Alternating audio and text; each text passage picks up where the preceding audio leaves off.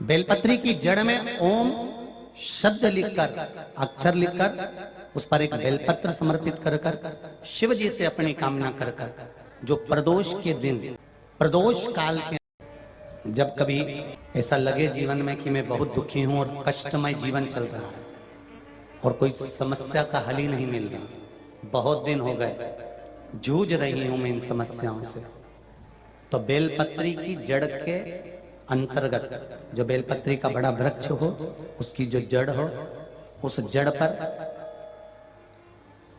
लाल चंदन घिसकर या लाल चंदन से कटोरी में घिसकर लेकर जाएं।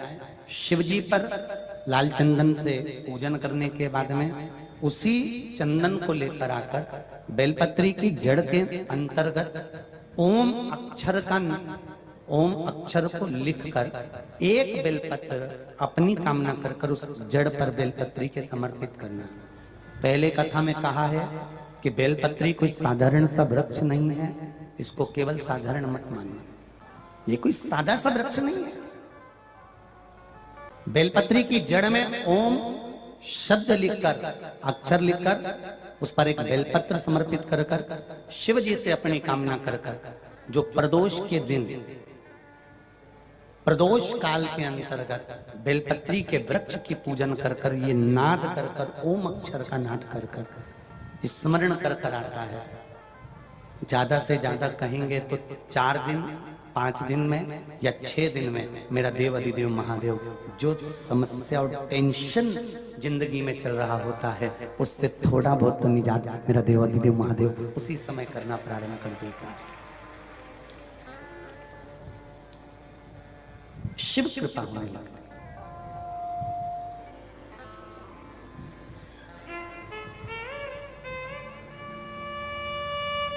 पर चंदन लगा होना चाहिए शिवलिंग पर, पहले शिवलिंग पे चंदन लगाना है, उसके बाद लेकर जाना। कौन से दिन? जम के बोलो जरा। प्रदोष समय, प्रदोष काल।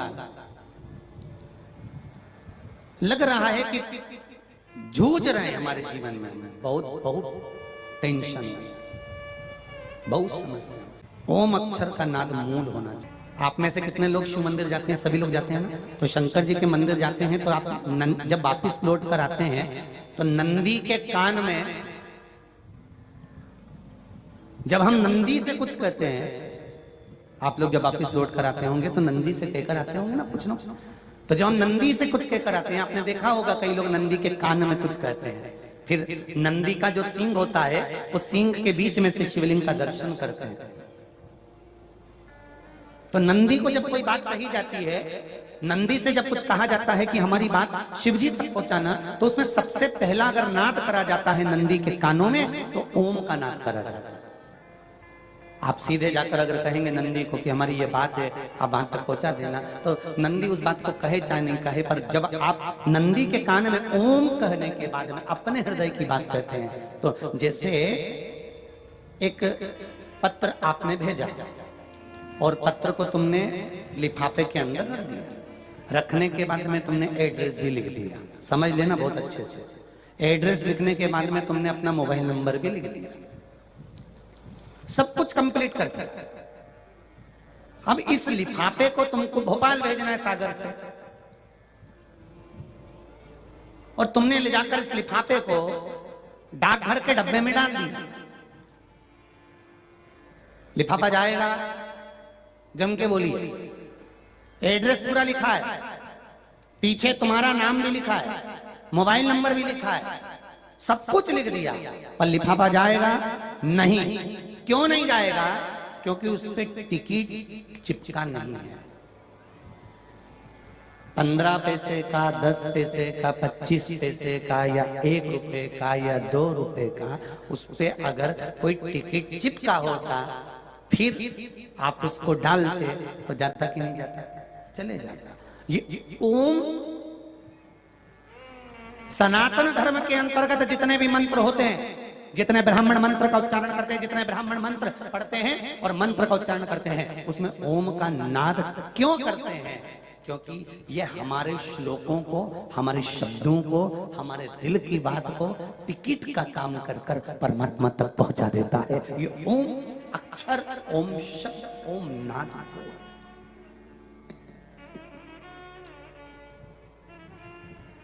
वहां तक पहुंचा।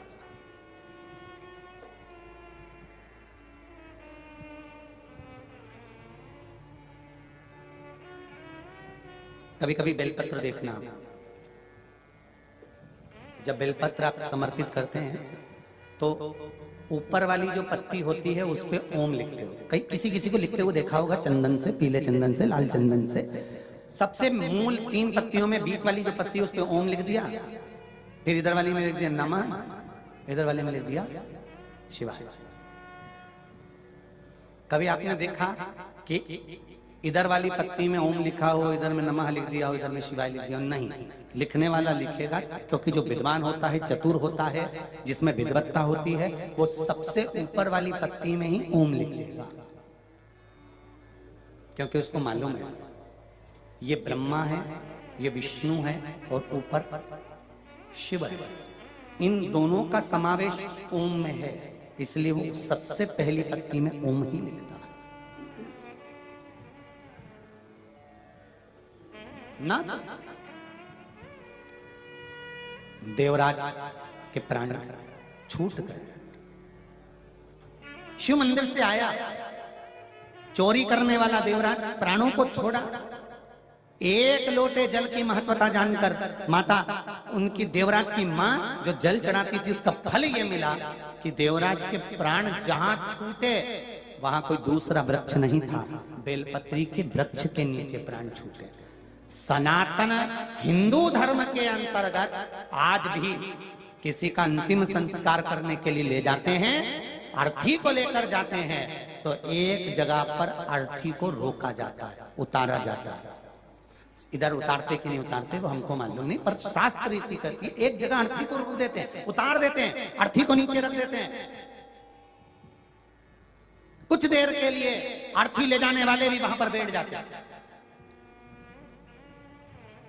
किसी से पूछो, कोई विद्वान से पूछना, जो गांव का पुरातन व्यक्ति हो, बुजुर्ग हो, उससे पूछो कि ये शमशान जाते समय अर्थी को बीच में क्यों रोक दिया, इस अर्थी को यहाँ क्यों रोका गया, अर्थी रोकने का कारण क्या था, क्यों यहाँ अर्थी को उतारो, यहाँ उतारा करना, अर्थी को उतारना पड़ेगा, यहाँ रखना पड़ेगा, रखने के बाद लोग 4-5 पत्थर बीनते हैं, फिर उधर फेंक देते हैं, बैठ जाते हैं, क्यों, किस लिए, क्या कारण क्या है? उसको मालूम होगा तो वो जरूर बताएगा कि शिव महापुराण के अनुसार देवराज के प्राण बेलपत्री के वृक्ष के नीचे छूटे थे, इसलिए शास्त्र रीति कहती है जिस मुर्दे को लेकर जाते हैं, कोई बेलपत्री का पेड़ जो गांव में होता था उसके नीचे अर्थी को थोड़ी देर रख देते हैं, तो उस जीव आत्मा को कैलाश धाम पहुंचा दिया जाता है जो उस पर बंधी। अब आज के जमाने में तो बेलपत्री का वृक्ष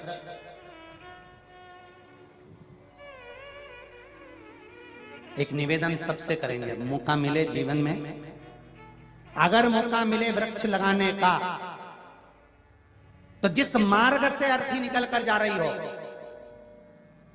शमशान जा रहे हो, और बीच रास्ते में दोनों तरफ अगर मौका मिल जाए तो कहीं एक अगर बेलपत्री का वृक्ष लग जाए और उस बेलपत्री की छाया उस मुर्दे पर और अर्थी ले जाने वाले पर पड़ जाए, तो वो स्वयं ही शिव के धाम पहुंच जाते हैं। उसको पहुंचाने की जरूरत कभी मौका मिले, जहां देव स्थान हो, जहां देवताओं के स्थान हो, शिव के मंदिर बन रहे हो, शंकर मंदिर का विस्तार हो रहा हो, कहीं भगवान देवता विराजमान हो रहे हो, तो मेरा वहां के ट्रस्टी हो, वहां के समिति वाले, उनसे निवेदन है कि आपके बगीचे में बेलपत्री के जितने ज्यादा से ज्यादा वृक्ष होंगे वो जीव का कल्याण करने, सुख देने वाले।